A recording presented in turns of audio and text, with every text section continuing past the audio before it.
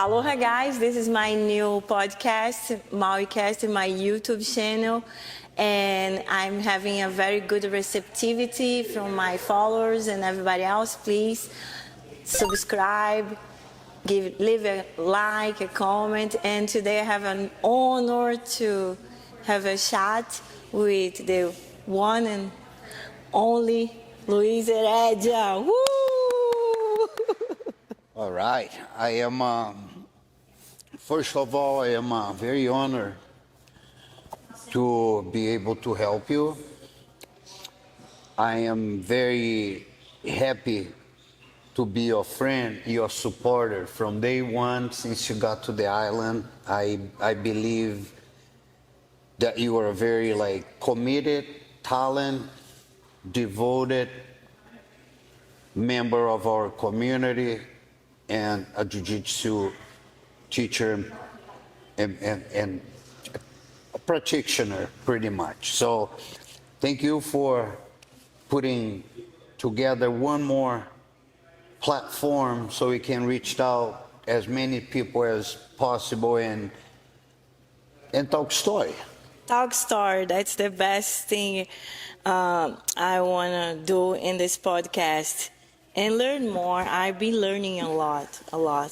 Last week I was interviewing Kaveri. It was really cool, and I learned a lot from a 24-year-old guy about commitment, about sacrifice, about right on. Leave everything. And I've seen the podcast and was pretty cool.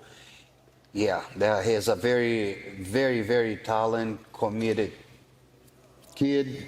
I am very impressed by him, and I'm very good friends and with John, his training partner and teacher, so he's in good hands. Those guys they know what they're doing. Yeah. And now he's in Vegas full time. Yeah. Yeah, I want to start to ask about the little Luis, about your childhood. How was you when you was a kid? It's so funny because you know what? I was exactly like this when I was a kid. That's perfect. You know, it's so funny because I am... when I started doing jiu-jitsu, I was around 14, 15, playing with my friends that they used to go to the Gracie Academies in Copacabana. That's where I grew up. And pretty much... growing up in Rio, it was probably one of the most luckiest parts of my life. You know, I grew up in a very healthy, very playful environment. I would not say so safe. You know, everybody knows I'm not going to put anything on top of Rio because nowadays the majority of any huge big city in the world has its problems. So Rio, like any other city, had his problems when I was growing up. And as a matter of fact, sending a message here to all the listeners, all my students, my fans, is that the primary idea which I was interested involved with jiu-jitsu was actually to learn how to fight, to learn how to defend myself, to walk around the streets in Copacabana without having so much anxiety, fear, all these things that jiu-jitsu fix it in people's lives. So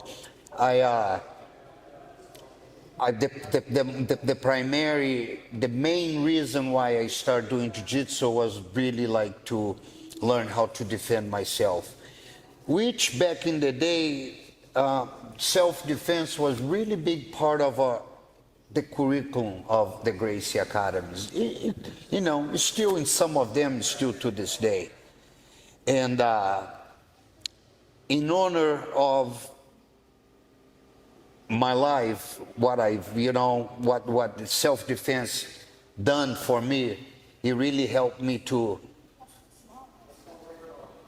have, self-defense helped me to always to have this extra security, not only inside the academy, but outside the academy as well. So I still, to this day, I have one class a week, which anybody should come. I teach once a week self-defense in honor of like the Grace family, of Hélio Gracie, and pretty much in respect of what I have for the community. I think it's very, very important. Especially, Aline, because back in the days, like 45 years ago, the amount of tournaments we had in Rio, it was really minimal. We used to have to drive to Niterói, or the tournaments used to be in Tijuca. So it wasn't like nowadays that every weekend we have 2, 3, 4, 10 tournaments around. Around the world, probably have 20, 30 tournaments every weekend. So I love it because I was very addicted and very involved with competition myself back in the day, But I think what really helped me to keep training to this day, because I just train pretty much with everybody. So self-defense helps. I'm just quick message here about self-defense. We don't need to go through much, but so the Luis growing up in Rio at 14, 15, it was a surfer. I used to play a lot of soccer on the sand. I used to play soccer in the school. Soccer is really big part of our culture. So I always want to be an athlete. My priority was always, it was soccer, because growing up in Brazil, you want to be a soccer player somehow. It's fun. Then I got involved with surfer. I tried to become a surfer, and a professional surfer, and which was a really disaster in a sort of way. But and then I got involved with jiu-jitsu and kept training jiu-jitsu. And then at age 18, 19, I was invited by my teacher, Rickson, if I want to replace a competitor that could not make for one of the tournaments in Tijuca. And he asked me if I want to go. I said, man, I don't even have a car. He's like, no worries, I'll drive you. I'm like, wow. So I had a ride from Rickson, and I won the tournament. So that was a very tough tournament. My final was with one guy from Rickson Gracie Academy, and I got pretty, right there, I got pretty addicted. I kind of I kept doing jiu-jitsu, surfing, and playing soccer when I could. Mostly, I put soccer on the side, and now it was like more surfing and jiu-jitsu. And then I start to get better results doing jiu-jitsu, so I start to get more involved with jiu-jitsu. And fast forward, kept training jiu-jitsu forever until the age of 25. I just turned 26, and Rickson invited me again to come to California in 1988. I arrived in California in January 11, 1988. Me, Rickson, Ralph Gracie, and Romero Jacaré from Alliance, us four. And I told my mom and my friends and that I would coming back in 1 year. It's been 36 years. I never came back. I'm happy that I stay. I made my living and my life here in the United States. And very lucky, 25 years ago, I decided to move from Los Angeles to Maui, Hawaii, and I've been here since, and that's where I met my friend Aline here. So pretty much a brief, quick story that from that Luis from 14, 15. By 18, 19, I still have my afro and, and having fun and surfing. And from there, I became pretty much into that fighter mode. Never grew my hair anymore. Just decided to grow my hair like 5-6 months ago, and I'm having a lot of fun because I think the goal in life is the perfect life, because I am very thankful, grateful, and very lucky that I actually live a perfect life. That I have a lot of stuff that I have to take care. I have a lot of stuff that, like everybody else, problems that we have to take care. But I've been using jiu-jitsu as a tool my whole life, and pretty happy that I kind of can go back to in a very healthy way. I'm regressing.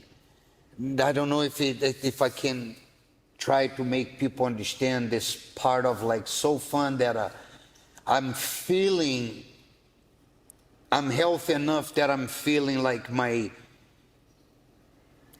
old teenager years, 18, 19, 20, that mind feeling, that heart feeling, the love for life, the respect. It's just like, a lot more maturity, a lot more experiences, but pretty stoked that I can play soccer, I can surf, and I can train still every day of my life with no problem. So, and I think I'm gonna attribute a lot of this life on the mats, this life on the kimono, and I do respect a lot the no-gi jiu-jitsu. I think there are a lot of great athletes in there, but I love the kimono, and I wanna keep the kimono culture alive. Me too. Everything's all right, guys. Yeah. So, Só para puxar o gancho. Yeah, keep the legacy of the gi alive. Gi is a Right. legacy. gi is so fun, Gi is so clean. I mean, if you have a clean kimono all the time, then it's like this double armor. You have a kimono, I have a kimono. It's a very super safe kind of like contact kind of I sport. feel like a superhero. Yeah, I do too. I'm gonna open a parenthesis about the kimono. We decided to do this interview in kimono, and his school is pretty much only white gi, and he probably sees in my school with a lot of pink and tie-dye, and he just freezes and emphasizes white gi, right? I was thinking, like, Luis, now I'm gonna show up in a pink tie-dye gi in his school. I said, no, of course, I'm gonna go wear my white gi. I really love it. Let me explain this side so I don't become this guy that... No, but I love only white gi Well- schools. My school is a white mat, and in some point, I let the students know, I say, in some point, not now, not tomorrow, it's going to be a only white gi school.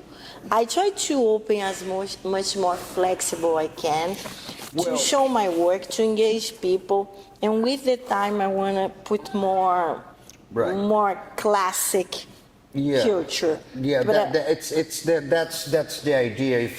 If I can explain myself a little bit, you actually just pretty quick you got there.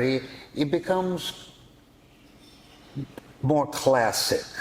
It becomes like, well, let's put it this way. When I started doing jiu-jitsu, there were only white kimonos, so there was no other choice. And the reason I can't say it's because being on this sport for so long and being sponsored by the majority of the kimono companies ever here on the beginning, I don't need to mention, but I was pretty much being sponsored by Jiu-Jitsu kimono since I was a blue belt, So, and right on the beginning, I remember like company sending me blue kimono, and I'm like, wow, I was so stoked, you know. Let me put the blue kimono in my black belt, and for some reason, it did not make me feel as good as the white kimono. For some reason, I tried the blue. I never tried a black kimono. But I tried the blue, and it was okay, it was cool, but I just did not feel as powerful, as clean as I do feel in a white kimono, you know. Another thing is I used to, and don't get me wrong, this is after I for what, 12 years, I allowed different color kimonos in my academy. This is like a 5-6 year thing, because one of the things I noticed when we used to have belt promotion, and I had 200, 300 students here, we go take pictures, and then the picture becomes so not uniformed, you know. It's like black kimono here, blue kimono there, pink kimono here, white kimono here, yellow kimono there, how do you call the camouflage kimono. And then what about the people that come with a different color jacket and pants? It's I mean, don't get me wrong, because I'm not, you do whatever you want anywhere else. So for so many reasons, I decided that to keep the school uniform. Nobody feels different. Everybody is, you know. I don't know if you know, but when you go, you know, when a couple times that I've been to England to teach, been there a few times, and then I got curious why every school in England, where it's either private or public, they all have uniforms, right? And then one of the excuses I heard, it's like, well, that way everybody's the same. The rich kid and the poor, everybody, it's not measured by what type of clothing, tennis shoes, and stuff like that. So, I mean, I don't know how much this has to do, but a little bit, I think, when everybody's in the same color uniform, there is no show off, there is no, you know, this and that. It's just my opinion. I really enjoy the academy is, you know, the culture of white kimono is very well accepted here in my academy. Nobody complains, so it's cool. I have common facts with you. First of all, I'm from Três Rios, close to Petrópolis. You have no idea. I'm from Três Rios. My family used to have a sítio. We have a little farm in Paraíba do Sul. My mom was manager of the Correio agency in Paraíba do Sul, yeah. And I lived on the top of the agents on Correio. My father is working Correio 45 years, they retired. And my mom was Três Rios, managing Paraíba do Sul, manager, and we lived above the agents and it's like downtown. What, 20 minutes, from each other? It's kind of buzz, yeah, it's kind of. So yeah, I know very well Três Rios, and I know Paraíba do Sul, that beautiful, beautiful part of the state of Rio de Janeiro. Very, very nice. I spent a lot of my childhood riding bikes in Três Rios and riding bikes in Paraíba do Sul, going to the carnival there, and then they have como é que chama? As feiras. Exposição. Called like a rodeo. It's a fair. It's like a fair. A rodeo fair, all that kind of stuff. Pretty cool too, man. Another fun fact we spoke. I moved to California, to Los Angeles, in day 11.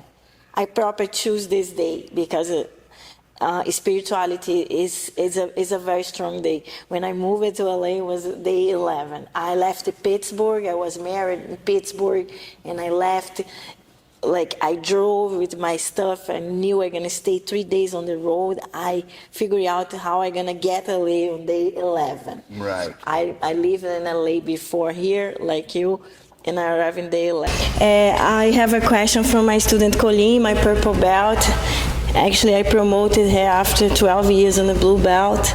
It's a very good leadership in the school, helps me a lot. She asked me to ask you, how's the criteria you use for promotion? And she mentioned that competition time on the mats. You know, that's a really great question, Colleen, because you know, I've been in Jiu-Jitsu for so long that this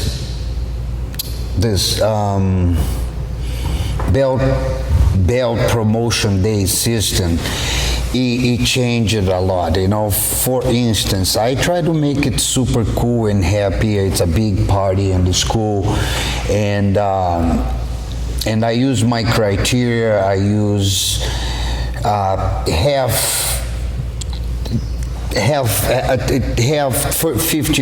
50 how technical you are, and the other 50 how much you believe in what you're doing, you know, that psychological side, how helpful you are to your training partners, how helpful you are to your academy, how it's so much. So I came from I got my black belt.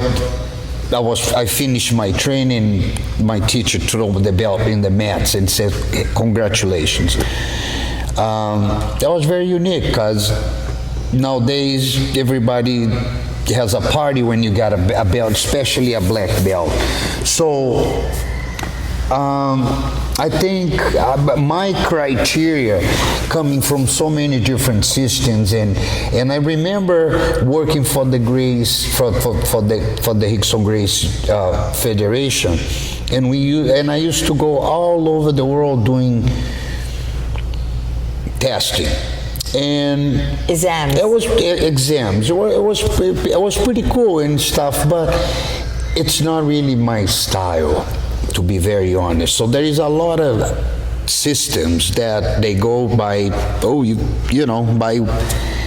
by a program that you gotta read, you gotta memorize, decorate it, and then if you do it well, you're gonna pass. Usually everybody does, because it's a study thing. I'm a little bit, I don't know if I would say lazy, but I have my way. So I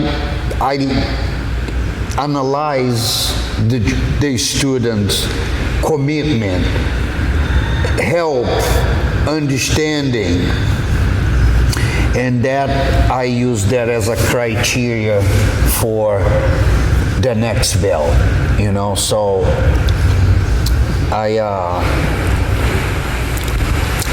it's part technical, and it's part how can you say, it's part of a lot of like characteristics of your own personal life. That's a great answer. I have another question about school dramas. School drama is amazing, man. It's a love. It's like school drama is so cool. But inside. No, I'm so happy you brought that up. I'm very extremely happy because I have one certain drama on 28 years on the mats follows me. And I opened a school, and one of the reasons I opened my own school was, now this drama is over. No, the drama continues. The same drama. Listen, the majority of the time, the moment that you wake up, you're gonna face a drama. It's and then there's dramas everywhere, all over life. You know, drama when you go to the store, drama when you drive, drama when you watching the show. It's always drama, which is part of human growth.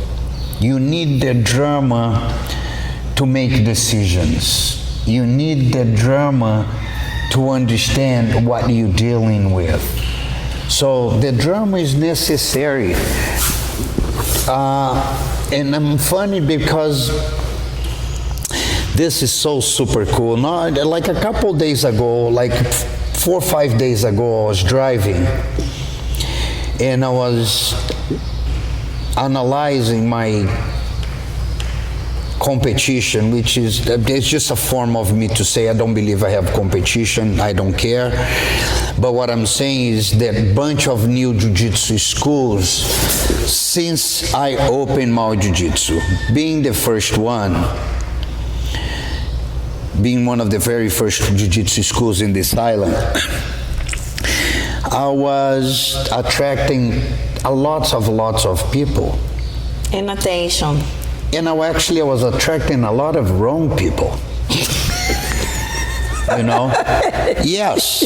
So this was my thinking the other day. I said, man, how lucky I am that I don't have as many students as I used to. I think Maui Jiu-Jitsu, just so everybody knows, this is the phase that I am. I think Maui Jiu-Jitsu Academy is in the best phase of this whole 25 years. With all love and respect for all the people that came here and trained and left, I love you guys all. It was necessary. Nowadays, Maui Jiu-Jitsu is not a huge school, but the craziness got spread out. You probably have a few in your academy, somebody. So now I don't have to deal. In drama, once you start to start to understand what kind of drama you're dealing with, you're not going to repeat the drama because you're not going to allow that to happen. So the reason why I've been opinionated about drama, it's because I lived through a lot of drama in this life of jiu-jitsu. However, the last 2 years, it's drama-free. Ooh. Drama-free, everybody connected, everybody helping each other, everybody into the same energy. So it will happen. You know, you need to go through the drama to understand how to not accept the drama, you know. So I'm very happy that I'm in this phase of, and I don't think I'm going to have dramas anymore because I understand where the drama come from. I understand right away the energy, that energy that can cause the drama. So you cut the drama by the root. Don't allow drama to persist. Understand the drama. It's like jiu-jitsu, man. Nothing's perfect. You gotta learn how to deal with the problem, the drama, whatever we call. Right. So one of the fun things in school is that I don't remember the last time I threw the unbalanced, crazy person.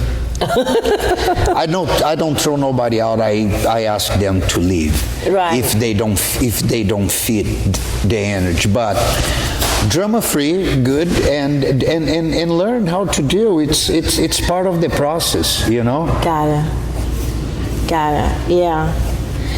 Yeah. I have one drama follows my whole path. Don't worry about it. You just deal and put it on the side and go for. Yeah, go for it. Good. Yeah. You know? Put it on the sideways, because guess what? You need to create space for another drama. No, that's what it is. That's also another thing, like these people that are like, oh, we stood, man, if I have all these students that I had here since 2000, I would not have space for a new student. No. So the old gotta go, the new has to come. The drama has to leave, so the new has to come. So almost like a detox. it is, man. It's part of the process of like renewing.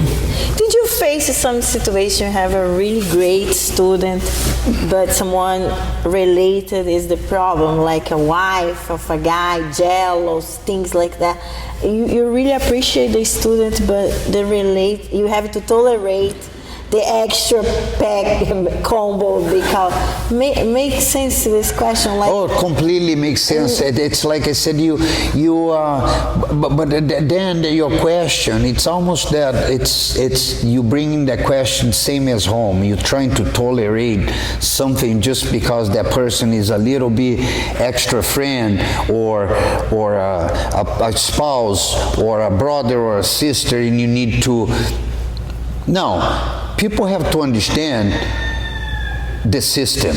It's not, I created a system that I'm different when I walk out of this door. But when I walk inside my door, I create a system that I know is a very respectful system. It works. And everybody else understand and respect. So I don't think that you need to tolerate more than you should because that person is a little bit closer. I separated from a friendship that 50 years. I separated from friends, 10-year friends, 20-year. I'm separated from students that were with me for 20 years. And you know what? It was super necessary. It was so important, not only for me, but for them too. You know? So this accepting and letting go is part of the process, you know? If you don't accept the letting go, you're gonna hold a lot of grudges inside your beautiful heart. So you gotta, it's like a dust. The wind comes, go and bring the new, you know? And then you're going to become so much better, so much more patient, grown up, mature, that even the new, when they come, you know, nowadays I see when you're gonna be a Maui Jiu-Jitsu material or you're not. If it's not, I send them to Kihei. Right. No, Not to me. No, what I'm saying is like that part is necessary. You know, dealing with people, man. Psychology. You know, being patient, being calm, not taking anything personal. You know, The 4 Agreements is a great book. That's a great book if you guys want to read. If you haven't read it yet, it's a good book to read because it talks a lot about the practicality of being real and honest to your own self. Be loyal to your word. The book. Be loyal to your word. Be impeccable to your word. Impeccable to your word. Don't take things personally. I forgot the 2 other ones, yeah. but it's basically this is it. They even have the 5 agreement. I read it, but the 4 is. I could not get the 5th. Yeah, you don't need to. I read, but no, yeah, you read it. It's another level. Maybe right now I read the 5 It's the same thing, just one more different agreement, but it's okay. So, anyways, I'm very, very happy to be part of this podcast. You know, I'm very happy to be able to be part of this strong community for 25 years. Be well accepted. I'm very open to conversations. I'm very understanding now of the psychology of the teaching, the psychology of having an academy where you have to deal with personal and business and leadership, responsibilities, bills, all that kind of stuff, you know. By the way, congratulations, you're such a warrior, man. You're really trying pretty good, because I know it's not easy. We all know it's, a lot of people think it's easy to open an academy and go teach jiu-jitsu. So good luck and go try. But third year. To do the right way is, you know, if you can manage to be open after a certain amount of years, you're most likely gonna do well. Meanwhile, remember I called you, I don't know what's gonna be, relax. The first 6 months I had 3 students. right. Luis is kind of my mentor. Yeah, I started with 1, 2, 3 students, guys. I don't know if Aline show a little bit what the academy really is, but this academy I started on the very corner. She doesn't even know. By the very end corner of that big room over there, that's where I started with 3, 4, 5 students, and then... My school is this big. Right. So, you know, we also got, everybody's gonna have what they deserve. Everybody's gonna have what they work for. You know, everybody's gonna have what God has planned for them, and my advice is, if you are doing jiu-jitsu, believe in the tool of jiu-jitsu. Not only this, I'm gonna go there and train and get hurt, and you know, it's way more than that. Jiu-jitsu is a tool that you're gonna carry for the rest of your life. And if you've done jiu-jitsu before and you quit, the majority of people that done jiu-jitsu and quit, they regret. And if you have done it, and if you're doing jiu-jitsu and you never quit and you keep doing, just have that belief, that faith, because you will use jiu-jitsu outside the academy, guarantee.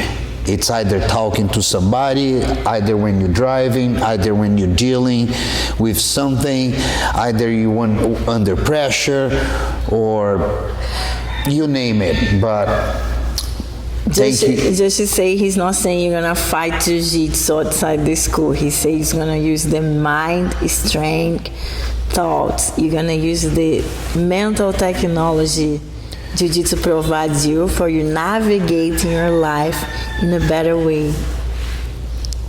Pretty much it. So thank you so much. I wish you all the best on your career. I wish you all the best on your academy, and I want you to let you know that I'm always here to help you out. I know that. That makes me feel better. I have your support since day zero. I want to thank you all. My students are very excited to this podcast, and it was an amazing class. I didn't know you were still teaching, and I'm super happy to be here. I teach a lot and train. Yeah, and roll. I was stoked to see you in action. Yeah, your students are always killers in tournaments, always super kind. And yeah, that's all about the jiu-jitsu community, is the union, you know. We can have students fighting against in tournaments, but doesn't mean we need to be rivals, and we don't have to be enemies. I don't think it's that way. No, it's not that way. Helps. We are one whole big family. As a whole big family. Like you spoke in the end of your class, you invite your students to drop me off, to drop in my class, and also it's amazing. My students also ask you to come to teach. And yeah, that's it. That's no selfishness. We all share knowledge, and as a community we all embrace. Thank you so much, Luis. Mahalo. Mahalo. Mahalo to you. Good luck Much love, believe in Jiu-Jitsu, and very strong aloha. Thank you. Aloha. Valeu. Pode ficar à vontade. Bater palma, gravando.